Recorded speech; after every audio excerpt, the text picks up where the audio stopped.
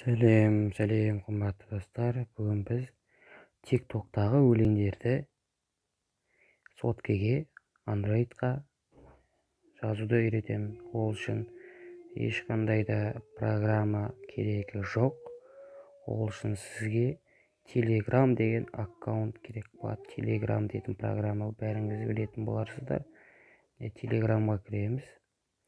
Telegramға мына жерге поиск батырмасына міне музыка деп жазамыз. Музыка из TikTok.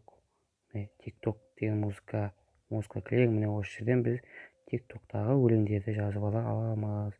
Оңай әрі тез. Үстіне кнопкасын басу арқылы сохранить етеміз. Оңай, міне осыған подписаться етесіз. Сосын сіздегі YouTube'тағы музыкалар, TikTok'тағы өлеңдерді оңай жазып аласыз. Тағы да сіздерге басқа да нәрселерді салатын боламын. Каналдан білген нәрселеріңізді үйреніп отырыңыздар.